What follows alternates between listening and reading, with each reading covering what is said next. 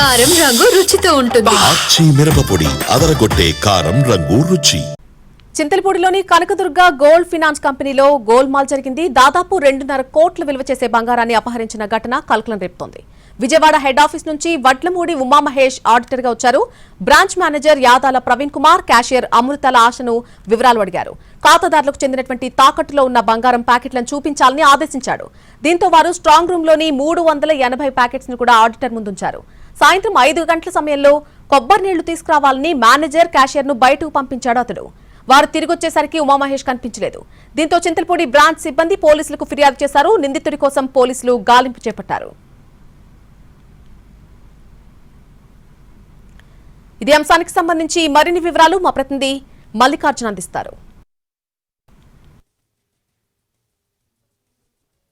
Gold loans కి సంబంధించి దాదాపు 2 కేజీల బంగారాన్ని అందులో పనిచేసేటటువంటి ఆడిటర్ అపహరించుకుపోయినటువంటి ఘటన తీవ్ర కలకలం రేపుతోంది. ప్రస్తుతం చింతలపూడిలో ఉన్నటువంటి gold finance, Kanakadurga gold finance సంస్థ కార్యాలయం దగ్గర మనం ఉన్నాం. ప్రస్తుతానికి ఇది క్లోజ్ చేసి ఉన్నటువంటి పరిస్థితి. నిన్న ఘటన జరిగిన తర్వాత సుమారుగా ఉదయం 11 గంటల సమయంలో విజయవాడ ఆఫీస్ నుంచి ఈ సంస్థలో ఇక్కడ ఉన్నటువంటి బ్రాంచ్లో మొత్తం కూడా ఆడిట్ చేయాలి అనేటటువంటి విషయంతో ఇక్కడికి వచ్చినటువంటి వడ్లమూడి ఉమామహేష్ ఎవరైతే ఉన్నారో అతను ఆడిటింగ్ మొదలుపెట్టాడు. అన్నీ ఇక్కడ ఖాతాదారులందరూ కూడా గోల్డ్ని తాకట్టు పెట్టి తీసుకున్నటువంటి బంగారం తీసుకున్నటువంటి విషయాన్ని వాటన్నిటిని కూడా చెక్ చేయడం జరుగుతుంది. అయితే ఈ సమయంలో ఇక్కడ సాయంత్రం 5 గంటల సమయం అయ్యేసరికి ఇక్కడ పనిచేస్తున్నటువంటి ఎంప్లాయీస్ ఎవరైతే ఉన్నారో వాళ్ళని యాదాల ప్రవీణ్ అలాగే క్యాషియర్ అమృత ఆశలను వాళ్ళిద్దరిని కూడా బయటికి పంపించి బంగారాన్ని అతను బ్యాగులో సర్దుకుని వెళ్ళిపోయాడు అనేటటువంటి విషయాన్ని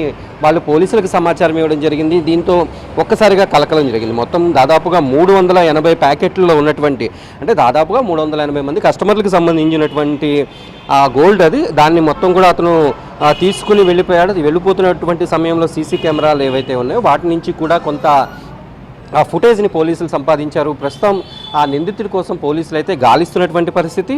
దీంతో ప్రస్తుతానికి ఖాతాదారులు తీవ్ర ఆందోళన చెందుతున్నటువంటి పరిస్థితి అయితే కనిపిస్తుంది. కాకపోతే దీని మీద బోల్డని అనుమానాలు కూడా కలుగుతున్నాయి. ఎందుకంటే అతను బంగారం తీసుకుపోతూ ఉంటే ఇందులో ఉన్నటువంటి ఎంప్లాయీస్ ఏం చేస్తున్నారు, అదే సమయంలో సీసీ ఫుటేజ్ని వెంటనే అలారాలు ఎందుకు మోగించలేదు మనం చూస్తున్నాం. ఇక్కడ సీసీ కెమెరా ఉంది. అలాగే ఏదైనా ప్రమాదం జరిగితే అంటే ఏదైనా చోరీ లాంటిది ఏదైనా జరిగితే వెంటనే ఇక్కడ ఉన్నటువంటి అలారాన్ని కూడా సైరన్ను కూడా మోగించాల్సి ఉంటుంది. కానీ అటువంటివి ఏమీ మోగించినట్టుగా కూడా చుట్టుపక్కల స్థానికులు ఎవరు కూడా ఎటువంటి సమాచారం ఇవ్వట్లేదు. కానీ చోరీ జరిగినటువంటి తీరుపైన మాత్రం అనేక అనుమానాలు వ్యక్తమవుతున్నాయి. ఎవరైతే ఆడిటర్గా వచ్చినటువంటి మహేష్ ఎవరైతే ఉన్నారో అతను కేవలం విజయవాడ నుంచి చింతలపూడి వరకు కూడా బస్సులో ట్రావెల్ చేశాడని చెప్తున్నారు. అలాగే అతను వాహనం కానీ బైక్ కానీ ఎక్కడ ఉపయోగించలేదు. వెళ్ళేటప్పుడు కూడా ఆ బంగారం ఉన్నటువంటి బ్యాగ్ దాదాపు 380 వస్తువులు ఉన్నటువంటి బ్యాగ్ ఏదైతే ఉందో దాన్ని తగిలించుకుని ప్రస్తుతం ఇక్కడ మనం ఉన్నటువంటి ప్రాంతం నుంచి కిందే ఆటో ఎక్కి అతను వెళ్ళిపోతున్నటువంటి ఫుటేజ్ కూడా సీసీ ఫుటేజ్ను కూడా పోలీసులు అయితే గుర్తించారు. అలాగే లోపల కౌంట్ జరిగేటప్పుడు ఏదైతే ఆడిట్ జరిగేటప్పుడు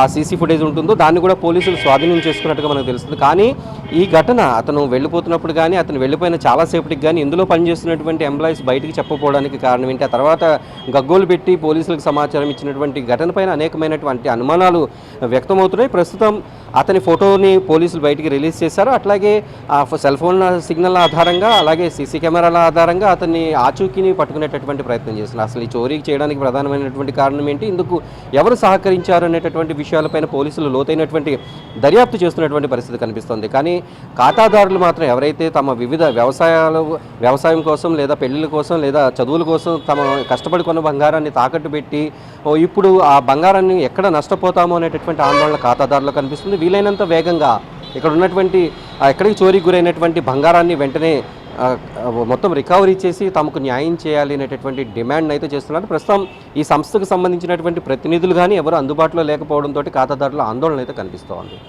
ప్రజల కరిశ్రమతో మల్లికార్జున, చింతలపూడి నుంచి.